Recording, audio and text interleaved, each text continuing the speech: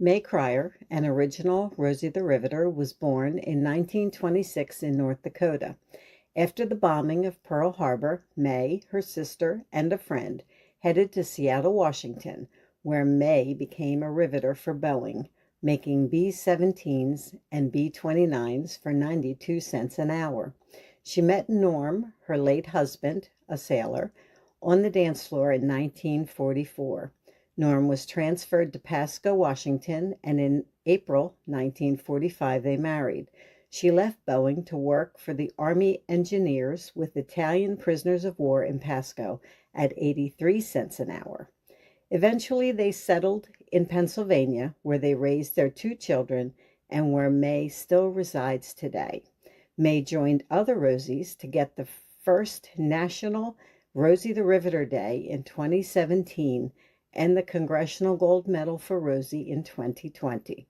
During the pandemic, through her Facebook page Honor Rosie, Mae, with the help of companies, groups, and individuals, made and mailed well over 6,000 red and white polka dot face masks.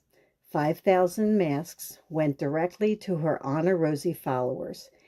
In 2022, her face mask and bandana were worn by Rosie the Rocketeer in the commander's seat of the Boeing Starliner, which traveled to the International Space Station and back. In April of 2024, Mae accepted the Congressional Gold Medal on behalf of all Rosies. It was a great honor to her.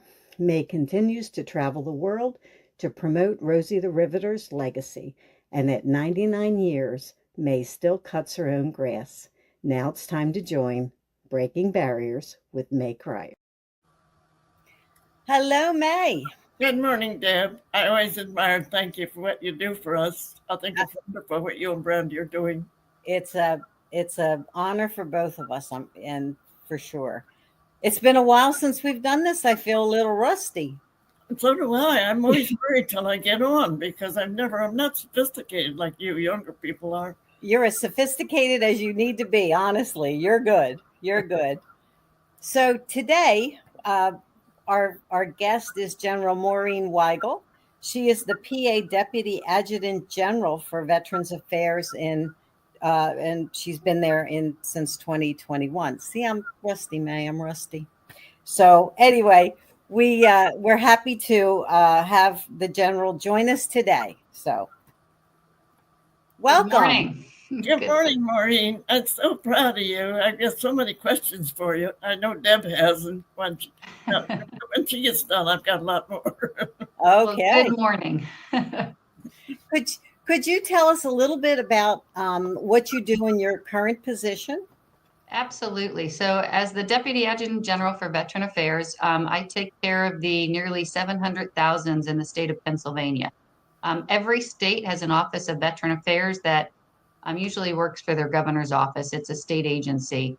In Pennsylvania, we have 6 long-term care facilities that I have the oversight of. Philadelphia, Pittsburgh, Erie, Scranton, and Altoona. And it's a 24/7 long-term care homes for veterans and their spouses. And then I also do all things outreach for veterans. So I work with all of the county directors of Veteran Affairs. I work and train all of the service organizations, American Legion, VFWs, all of their service officers, so that we can make sure all the veterans are getting their benefits from the federal and the state government. And then obviously I work with all the state agencies, Department of Aging, Department of Health, Department of Human Services, Department of Corrections, to take care of all the veterans and their needs. And then the nonprofits, there's about 3,000 wonderful businesses that, accommodate veterans, from the food banks to the homeless shelters. And so I kind of have a lot of wraparound services, and I just try to make sure we're taking care of all the veterans in Pennsylvania. It is the best job in the world. Oh, that's awesome. We met you in 2023 when you spoke at the Veterans Women's Breakfast in Chester County. And yes, you are an excellent speaker. I'll tell you, I learned a lot from that. So. Well, thank you. So we'll start with what was your military career like? When did you know you wanted to join, and what motivated you to stay in the military? My career was nothing short of amazing. I absolutely had the best time. I'd go back and do it again tomorrow if I could keep up with these young kids today. Just not in that kind of shape anymore, Deb. What made me join? I played basketball in sports all through high school. And when I went to college, I chose the University of Pittsburgh. So I wasn't going to be playing sports anymore. But I really missed the sports. I missed the team concept. I missed the competitiveness. So I was a freshman at the University of Pittsburgh, and I met a nurse who we were working at a daycare. And she was in ROTC, and she told me about ROTC. And she convinced me to take it the second semester of my freshman year just to try it out. And I just loved it. I loved every part of it. I just loved being with peers that were competitive, working out every day with all the guys, and just really doing things I've never done. I mean, we were rappelling off cliffs in West Virginia and shooting weapons and road marching early in the morning through, the park near University of Pittsburgh. And it was just, I loved it. And then it was really competitive. You had to compete for everything. You wanted to be like the number one cadet. So it was just that whole, area that I loved. I never applied for the scholarship because I was kept telling my professor, really don't know if I want to do this. I'm just enjoying ROTC. And right before the end of my sophomore year, I said, okay, I'll take the scholarship. He said, you missed the cutoff. And I was like, oh, well, he's like, but you have the contract. So I had to go to basic training and enlist in the Army Reserves out in Pittsburgh so that I can continue with the program. And when I was at basic training, I'm just a young college kid. I grew up, all my brothers and sisters were in college. No one was in the military. I met all these women who gave up so much to join and have an opportunity to serve in the military. Back then, you couldn't be a single mother. So if you had children, you had to give up custody of your children so you can enlist. And at night, I'd hear these women crying and just, missing their children, not knowing if their ex-husband or their families were taking care of them.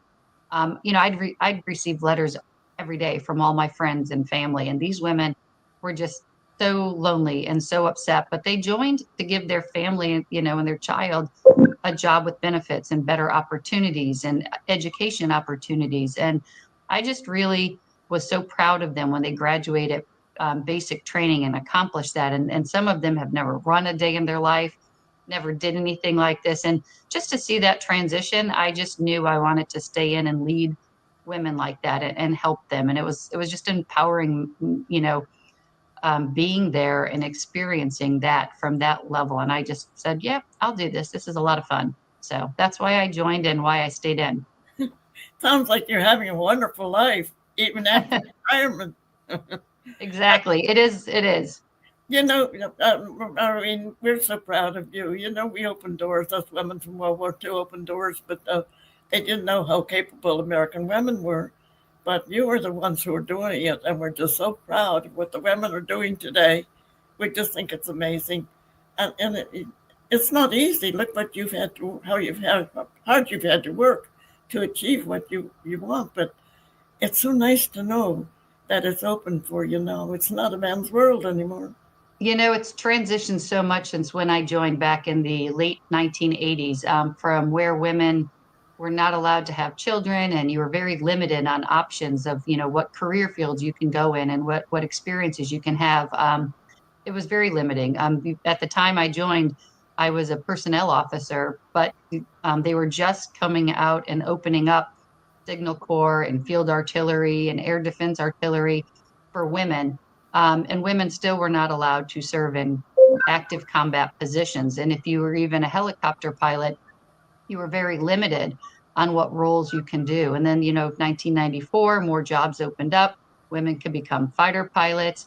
And then you look at, the whole transition of women in that position. And, now, in 2014, Secretary of Defense, then Leon Panetta, wholly lifted the ban on women in combat positions. And starting 10 years ago, 2015, women are now able to be in the infantry and be in the armor unit and be, special forces and Rangers and Navy SEALs, and every job is open to women. And it's been fun to watch that transition and, to know how things were limited and how women had to persevere, some harassment and, deal with the men. It's so different now. Everything is just so equal. And it's really the one employer who really pays everybody the same amount of money for the same job. And not many other, corporations can say that. One of the stories I love to tell, and this is way before the women were liberated, so to speak. Captain Tibbets, he was the pilot of the Enola Gay, the one that dropped the bomb on Hiroshima.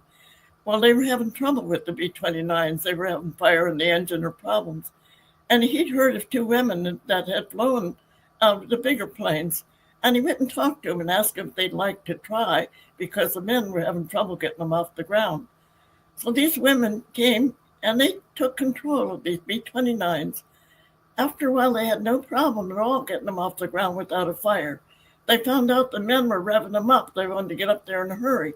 And it was so amazing because when the higher ups found out it was two women who were doing this that put these men to shame, they closed the program because they said the big football players were ashamed to think the women were outshowing them. No, they didn't say anything. It's been years before they've ever acknowledged what women can do and did do. And I think that's so astounding. So speaking of children and motherhood, you were a mother of young children when you deployed to Iraq. So describe the challenge and how you managed a work-life balance, and what was your position in Iraq? So I was asked to do a project in Iraq to look at blast exposure. We looked at the new Agent Orange of veterans was going to be their exposure to rapid concussive forces on your body, like having a concussion from playing football, being around, IEDs, those explosions multiple times. What is the long-term impact on someone's traumatic brain injury or mild traumatic brain injury, that type of concussion? So I had the option to fly to every area of operation with the Special Forces teams, going out and doing some research. And it was just a lot of fun. I flew on every aircraft you could imagine and was out on convoys with the different groups going out. And I was just doing a research project for the Chief of National Guard Bureau and the Army Surgeon General at the time. So I was a lieutenant colonel, and my kids were in first and third grade.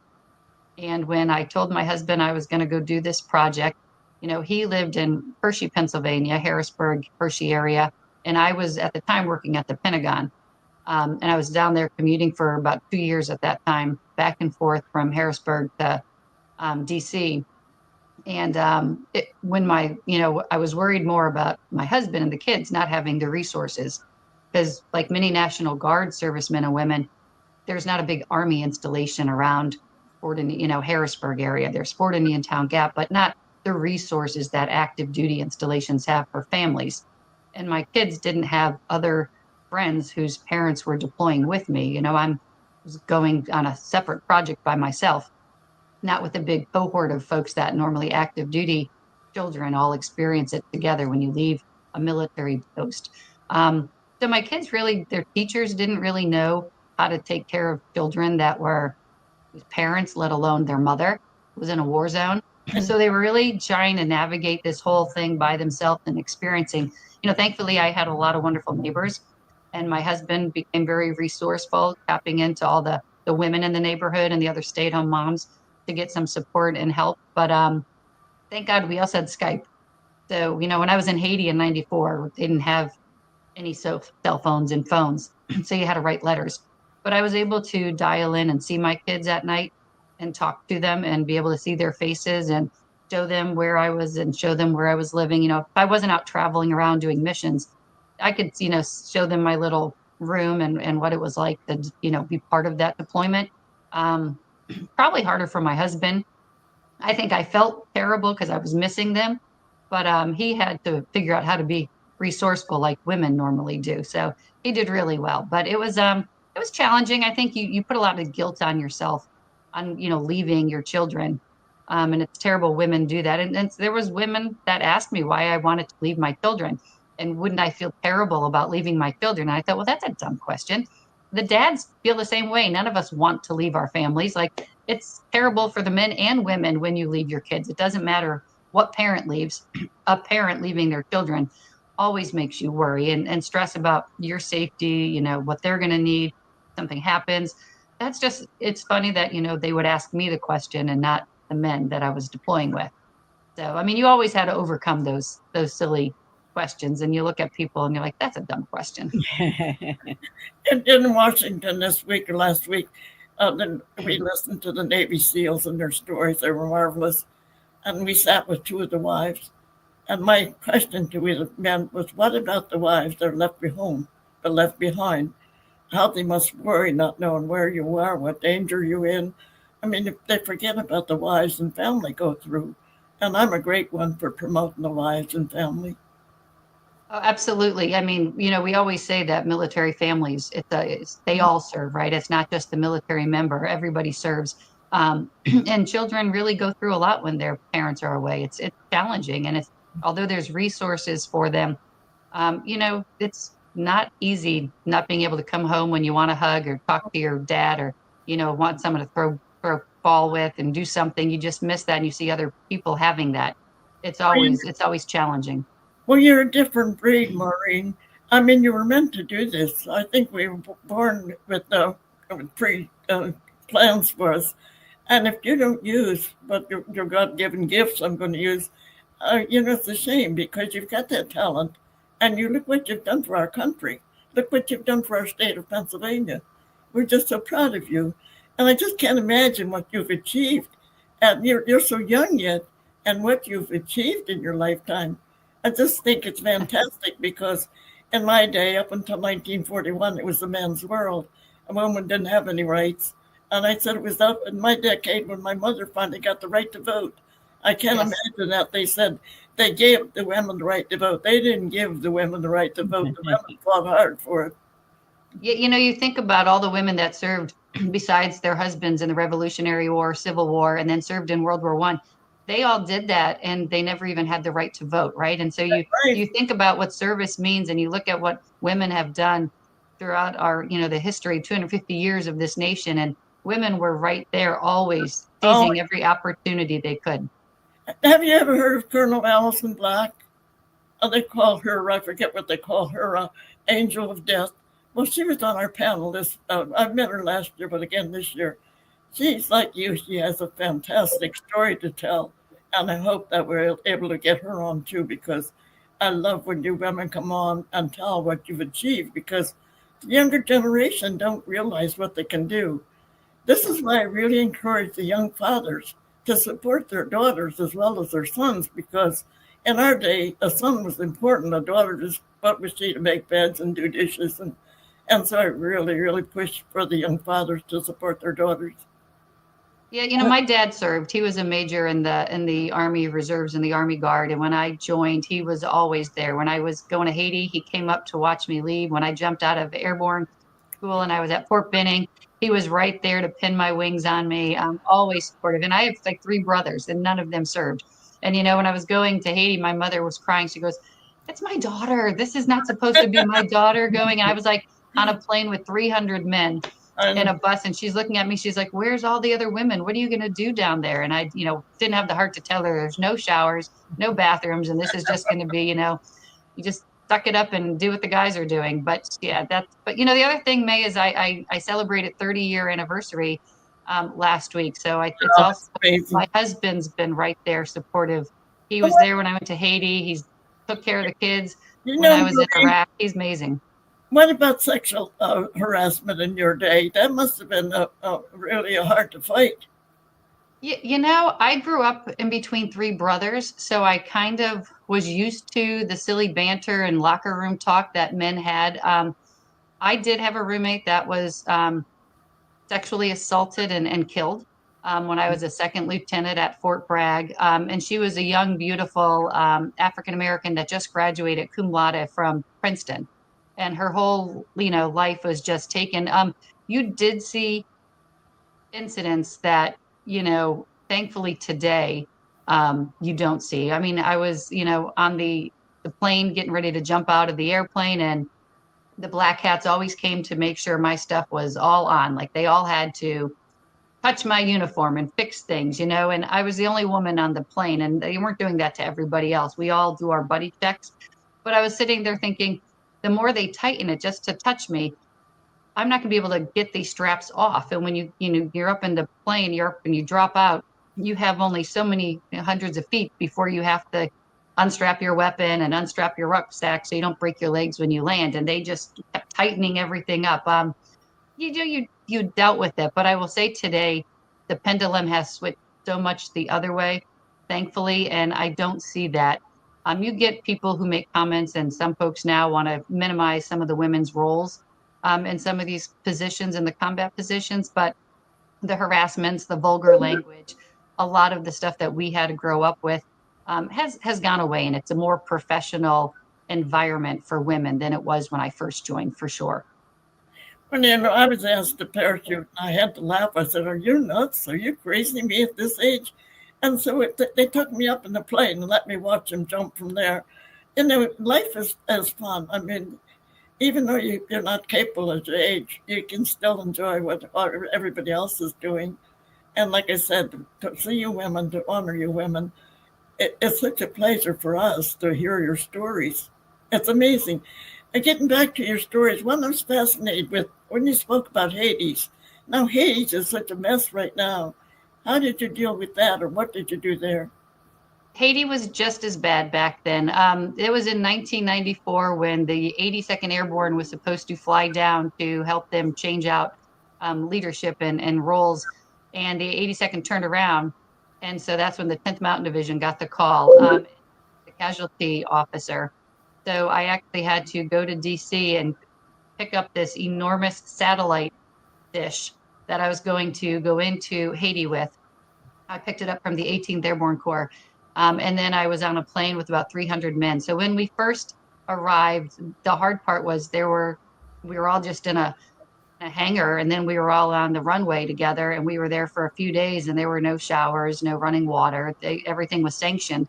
So everything was closed down. So you were just hanging with all the infantrymen and acting like they were. So modesty goes out the window. You kind of put that aside, and you just figure out, you're here. You're just going to be one of the guys. And about 2 weeks later, more females from 10th Mountain Division came down. So then I had some peers and people to talk to. But for the first 2 weeks, there were no showers, nothing. You were just doing what the guys did. And you were just trying to thank God I grew up in between brothers, and I was used to dealing with silliness. But yeah. You have to be tough. This is a question you might not want to discuss or talk about, but I'm very concerned about what our National Guard is doing now when they're sending them into our cities and we're pitting us against we the people. How do you feel about that, or don't you want to discuss that? No, it's a slippery slope. It's hard. We've worked so hard since Vietnam to really improve the image of the military, and we are one of the most valued and honored professions. And, if you run the risk of putting servicemen and women in positions that they're not trained for, where they could accidentally, do something in a community that would impact the community, it's always very risky to do that. And I think tags, adjutant generals, and governors are really trying to secure and, avoid those type of risks by, helping, support the mission that the federal government is asking them to do, letting them be around federal facilities to be there without having them involved in the actual law enforcement that they're supporting. And it's a high risk environment for these servicemen and women because that's just not, the environment they're used to, and that's not what they're trained to do per se. So that's always risky. Yeah, I'm sure Deb has questions. I'm taking her time. No, this is great. So that's great. So today, what are the career opportunities for women in the military, and what would you tell a young woman asking if she should serve today? Today, everything is open. So although there are discussions, and we watch the news with Secretary of Defense, not allowing First Navy SEAL, 06 level command to take place, there are women in the Navy SEALs, there are women in the infantry, and every job is open, and no standards have ever been changed or modified for women to serve. So I would tell women, whatever you're hearing out there, women are doing everything the men are doing today. And it opens up so many opportunities for you.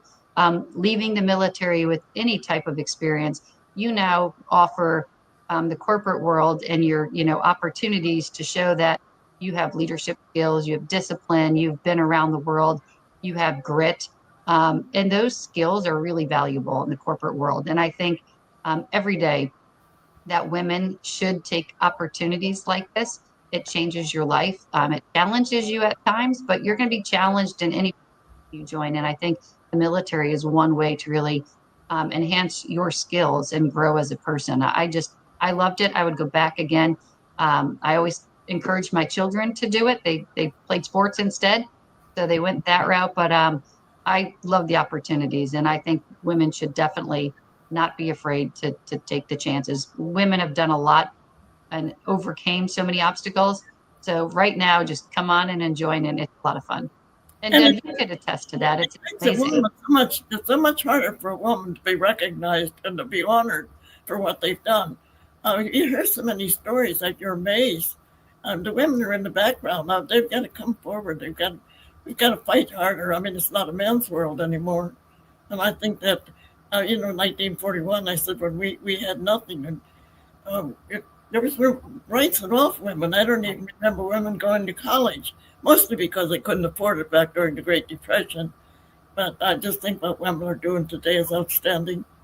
Yeah, just 2 years ago, we had 4 female 4-star generals and admirals serving at the same time. I mean, we've had the first chief of the Coast Guard. We've had the first chief of the Navy. We've had the first secretary of the Air Force and secretary of the Army, all females. We'll have a first female secretary of defense. I'm very confident of that. And women are proving all the time that they've earned their seat at the table. And it's nice to have those women to look up to, because it shows you that you can do anything and you can, get to the top rank. So it's nice. Don't forget the president. We want a woman president. Absolutely. Yes, we do. We worked hard for that. It didn't work out, but it wasn't her fault, I'll tell you. Oh, time will come. It'll happen. Absolutely. It will. So Women are smart. The men want to keep the women quiet because they don't want them to realize that, that they're smarter than they are. Absolutely. I got one. So what was the biggest challenge in your military career? Well, the challenge, I think, was always the balance of being feminine, being yourself, but also knowing you had to be one of the guys. And sometimes that was easy and fun, and sometimes it created a lot of challenges. I remember when I was teaching ROTC at Penn State in 2001, I was with all male cadre. And, these guys were infantry. And at the time, there weren't a lot of women in the infantry unit. So they weren't used to dealing. So it was right back to, and here was a major, all the vulgar language and the silly harassment stuff. And they were, talking about the female cadets, and they were rank ordering, their looks with the male cadets. And I had to really jump in and be that woman to kind of, tell them to knock it off. But my boss was just really upset that I started a group for female cadets and females, men and women, to talk about women in the military. And he really inflated and kind of messed up his perception of sexual harassment and equal opportunity. So he didn't want me to talk about opportunities for women and bring in, general officers that were females for everyone to learn and listen to their experiences out of whack, and to really help people see how far we've come. If I was going to tell the men they couldn't, and I was like, it wasn't one or the other. And he was just really difficult. And I remember we had a female 2-star come to speak, and he wouldn't meet her. He wouldn't give her a time of day. And when I picked her up at the airport, she was fabulous. And she had so many great stories. And we brought in all the first female ROTC graduates to have lunch with all these cadets for the Army, Navy, and Air Force. And it was fabulous. The university loved it. The president of the university came. So my lieutenant colonel boss finally showed up and met this 2-star female general. And he was just so so rude, and he was so dismissive that she was only a personnelist and she was a reservist, and he like was an active duty lieutenant colonel, didn't want to give her the time of day. And when I drove her to the airport, I remember I was so mad, and I was a captain promotable major at the time. And I looked at her and she said, I know you're mad. She said, but are you on the fence? Are you going to stay in? You're at your 10-year mark. And I was like, I'm really ready to go after this. These guys are driving me nuts. I was like, we were moving so forward ahead. And this one experience just had flashbacks of how bad things were. And she said, you can't fix it if you get out. She said, you can't fix it. And, I think you just approach every challenge. Having her as an example, and another female two-star that I worked with, General Wright, was in charge of the National Guard in Pennsylvania. Two female two-stars, all in Pennsylvania. And when you think of bad days and how you make a decision to, deal with controversies, I always would think of what those women went through and how hard it was for them. And they did it. And then, they stayed in and they persevered and they were persistent and they showed their grit. So, it was like I wasn't going to quit. They didn't. So you had those challenges, but you had people to look up to, thank God, to always give you that motivation. Well, Maureen, I've been invited to the Pentagon several times. And when I'm there, I meet the hierarch, and I'll tell you, they're wonderful. The two secretaries of the Air Force I've met, they treat me like I'm, just one of them. They don't flaunt their power or what they've achieved. And I think that's so outstanding. That's one of the things I think that bring them to the top, because they know how to handle people. And I've always been so amazed because of what well they treat me, and I'm just a little nobody, compared to these generals and all. When I was invited the first time down to Patrick's Air Force Base for a symposium, I didn't even know what a symposium was. And when I got there and seen the generals and the doctors and all these that were speaking, I thought, what the hell am I doing here? But it worked. I'm there to promote women, and that's what we need to do, women and young girls. But General, are there many generals? How many? Are there a lot of women generals? I would say 2 years ago, there were probably more than there are today. But there's a lot of roles. I mean, right now, I don't think there's any sitting female 4-star that is currently on active duty. But like I said, we had 4 just 2 years ago at one time still serving. So, but there's female 3-stars and 2-stars. There's a lot of 1-star generals and 2-stars, Navy admirals. They're in all the services, and they're all over the world. Southcom, PACOM, they're in Iraq or Afghanistan. I mean, there's women leading commands everywhere in the country. I don't know the exact number, but thousands of general officer level. What's the 2, 3, and 4-star mean? I don't know. So I'm sorry, a 4-star general is the highest general that you could be. Back in World War II, we had 5-star generals, but we haven't had a 5-star general since World War II. So 4-star generals are your top leaders. I got to shake his hand. Yes. 5-star general for the Army Air. We didn't have an Air Force yet. Yep. And then 3-star generals, are just that. That's the step down, and then 2-star generals and 1-stars. Those are the different level of flag officers, and admirals for the Navy. But you go to your 07, 08, 09 level of pay grades, and those are the ranks. So I have one question left, and that is, what advice would you give your younger self?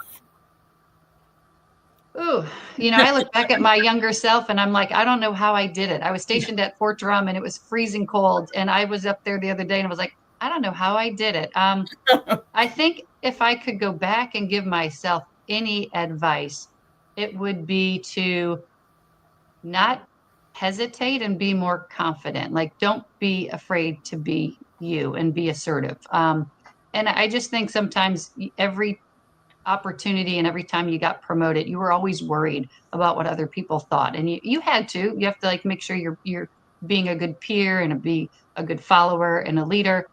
But I think sometimes you held yourself back, and because you were a female, you were a little more reserved.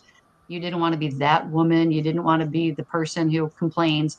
And I think I probably now go back, I'd call more things out, and I would have questions and challenged people a little bit more. Now, maybe that's why I got promoted, because I didn't, but I think some of the people needed to be called out. So my younger self, I would tell them, go be more aggressive. Right. What about the green belt, Maureen? What's that? The green belt. What are you referring to when you refer to the green belt? The green belt. I'm not sure I'm tracking that one. Did I say green belt? Were you involved in karate or anything like that? Oh, no, I was in the Lean Six Sigma green belt. It's a professional certification. Is that what that's referring to? Yes. Yeah, that's a professional certification. So I've had a lot of opportunities with the military to take on, and this is why women should do it, so many professional certifications that corporate America needs. Your program management and your Lean Six Sigma are ways to be more efficient and help corporations operate more efficiently. So those are two professional certifications I did. One question. I've been invited to the New York Veterans Day Parade twice. I was never invited to Philadelphia Veterans Day Parade. How come, Maureen? Oh, well, now you are. Now you are. So next year, I host that parade every year. So I have that picture right behind me. I have that with me. Okay. I will make sure, and they're listening. I'm going to tell them right now I have the perfect grand marshal for our parade next year. So that's great. Just make that happen. It's so funny because I can't walk anymore. You can sit in the car and wave. We have Corvettes. There you go. There you go. Well, first, I should have said this in the beginning. Thank you for your service. Oh, thank you. I had the best job in 25 years, and like I said, I get to do this now, taking care of veterans every day. So it's an honor and it's a privilege to continue to serve. We thank you for that. Thank you for your service. It's a wonderful story. You're a good example for women. I hope you go speak. I hope you still do a lot of speaking. I talk a lot, Mae. I wear myself out. My husband's sick of listening to me. If I'm not out at a prison or at a nursing home, I'm somewhere talking along anywhere in Pennsylvania. It's a lot of fun.